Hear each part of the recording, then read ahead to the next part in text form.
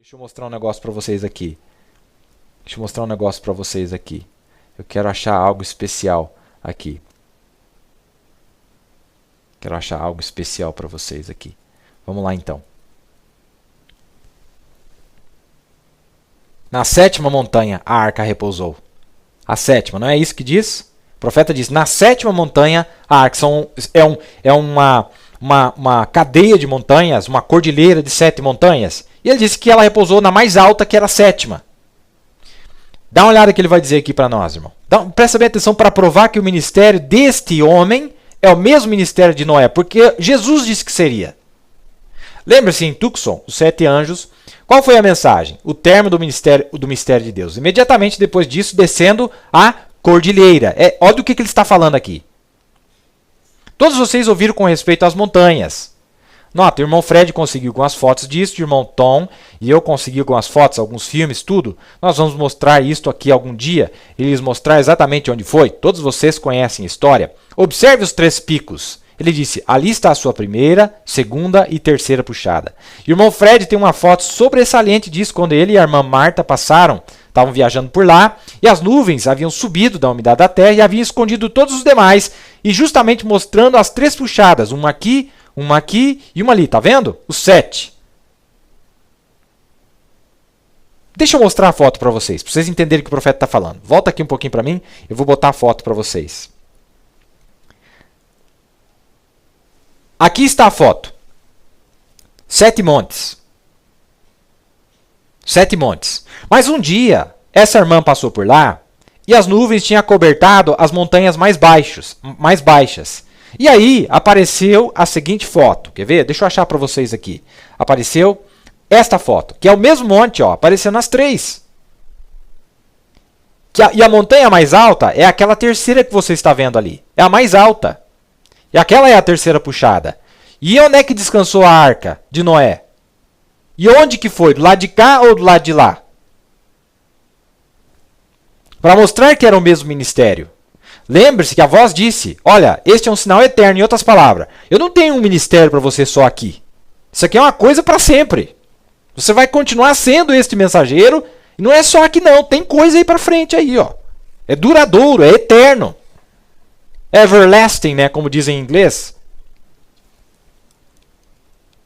Vamos lá, vamos ver o que o profeta está dizendo. Vamos lá. Observe, é disso que ele está falando. Observe os 3 picos. Ele disse, aí está a sua primeira, segunda e terceira puxada. E o irmão Fred tem uma foto que eu acabei de mostrar para vocês. Quando a irmã Marta passaram, as nuvens haviam subido da umidade da terra, haviam escondido todos os demais, justamente mostrando as 3 puxadas. Uma aqui e uma ali. Ele estava olhando para a foto, né? Os 7, claro, porque é os 3 maiores dos 7. Observe, a primeira, 3. 3 é perfeição. Isto é quando o ministério saiu. A segunda puxada foi discernimento de espíritos, a profecia. Primeiro foi a cura dos enfermos. A segunda foi a profecia que saiu e conhecia o segredo dos pensamentos, quando a própria palavra se manifestou. O que é isso? É graça. Porém, lembre-se, o 7º é o término. Poderia isto ser a puxada final? Está tudo acabado? Poderia ser, ele está perguntando. Pense nisso agora. Pense só, onde você está? Vê, 7 é sempre o término, 3 puxadas. O ministério de Jesus consistiu de 3 puxadas. Vocês sabiam disso? Agora, sejam sinceros, se vocês algum dia forem em suas vidas agora por um minuto. Sua primeira puxada foi curar os enfermos. Ele se tornou um homem muito popular. Todos criam nele, pareciam crer. Não é isso? Não é isso mesmo? Quando ele saiu curando os enfermos, todo mundo o queria em suas igrejas. Porém, um dia ele se virou e começou a profetizar, pois ele era a palavra, e ele era o profeta do qual Moisés falara. E quando ele foi lhes dizer como que eles estavam vivendo e as coisas que eles estavam fazendo, ele se tornou muito impopular. Essa foi a sua segunda puxada.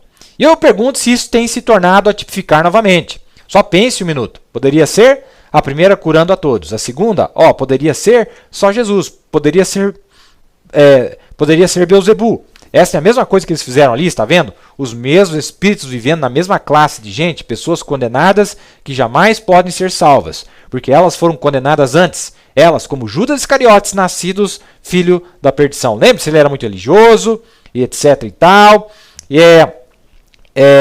Mas ele não pôde ir o caminho todo com a mensagem. Ele pôde tomar parte dela, mas o restante dela ele não pôde tragar. Eles podem tomar curas e coisas como essa, porém quando se trata de Deus falar para esquilos virem à existência, então isso é demasiadamente profundo para eles, não pode ser. Esse era Judas. Seu espírito pode viver exatamente até esse ponto. Ele não consegue segui-la depois disso, está vendo? Então só vem até a segunda puxada esse Judas. Eles puderam aceitar bem a Moisés quando ele abriu o Mar Vermelho, e assim por diante. Mas quando se tratou de descer para dizer que não era para eles, que não era para todos os demais fazer isto ou aquilo, ele faz a si mesmo Deus sobre nós. Vejam, eles não puderam seguir isto, não puderam seguir isto ou aquilo. Ele faz a si mesmo Deus sobre nós. Veja, eles não puderam seguir isso. Coré e eles, então, eles tinham de ter uma organização. Então Deus simplesmente os engoliu. O ministério de Jesus, quando ele estava curando os enfermos, ele foi admirável. Esse jovem profeta da Galileia fez o cego ver, tem até mesmo ressuscitado os mortos. Nós temos 3 casos disso. Ele realmente ressuscitou os mortos. Porém, um dia ele voltou-se. Ele disse: vós, raça de víboras, limpais o exterior do prato, vós apresentai-vos ser santos, porém no vosso interior não sois nada a não ser um bando de cobras. Quando essa profecia saiu condenando aquela organização, então mudou. Eles se voltaram contra ele, isso mesmo. E finalmente, ao rejeitá-lo, eles o crucificaram. Porém, você não pode matar o ministério. Ele continua vivendo. Você pode fazer o mensageiro dormir, mas não pode fazer a mensagem dormir. Ele continuou vivendo. E note, quando vem a terceira puxada de seu ministério, quando vier a primeira puxada de seu ministério, a primeira foi curar os enfermos, a segunda, repreender as organizações, profetizar o que eles haviam feito, o que eles eram, o que estava vindo, o que era, o que é e o que virá. O que foi, o que é e o que virá. Isso é o que ele fez. Porém, a sua terceira puxada foi quando ele pregou aos perdidos que não podiam mais ser salvos.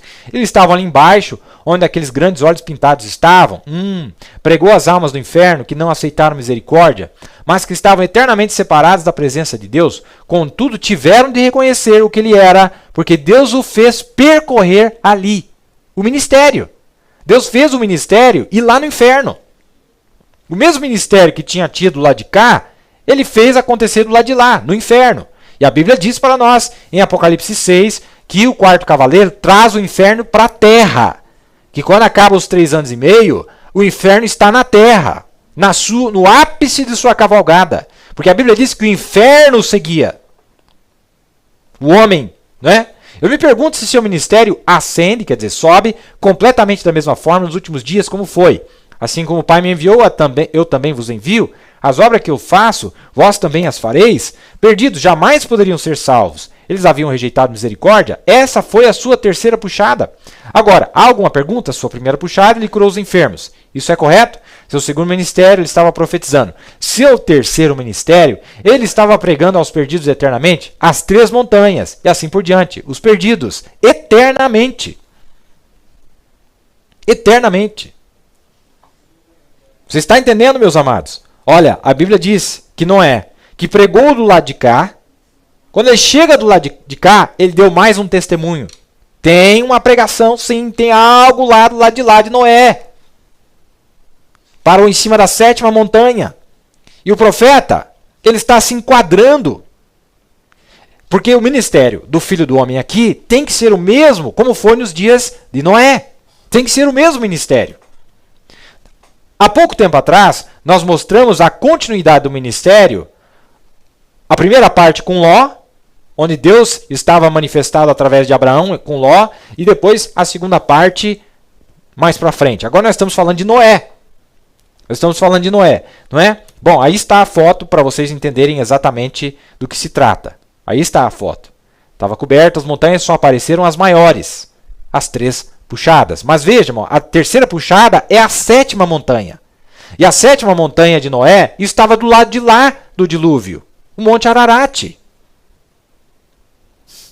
Meu Deus do céu.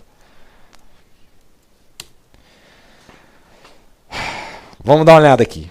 Vamos dar uma escavada aqui, com a ajuda de Deus. Agora, e assim que Billy e eu começamos estrada abaixo, ele estava contando agora algo aqui.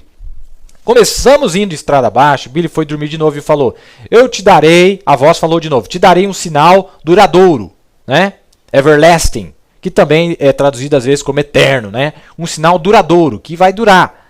E eu disse: Senhor, o quê? Eu esperei um pouquinho e nada aconteceu. Eu disse, qual é o sinal duradouro, Senhor? Eu esperei alguns minutos e bem aí então eu olhei para ver Billy e ele estava dormindo. Ele disse, eu te darei um sinal duradouro novamente. Ele disse, olhe para o oeste a partir de onde você está. Eu virei a minha cabeça assim na caminhonete para olhar, diminuir a velocidade. Vocês sabem. E ó que coisa, o Espírito do Senhor. Deu vontade de gritar e chorar. Mas se fosse eu também ver um negócio desse e entendesse o que significava, eu acho que eu ia fazer pior que o Mombrana. Eu ia berrar, eu ia espancar o volante da caminhonete, eu sei lá o que eu ia fazer. E olhei e simplesmente vi uma montanha com topos brancos nela. Eu disse, eu não sei, não vejo nada de sinal duradouro nisso aí. Ele disse, o teu nome está escrito por toda ela. Ó, eu pensei, o que é isso? Eu fiquei bem fraco e eu comecei a parar. E aí você pode ler na sequência, ele pergunta quantas letras tem no seu nome, não é? 7, e nós vemos que tem 7 montanhas, e a 7ª é a terceira puxada. É a maior montanha. Mas a arca repousou na 7ª, né?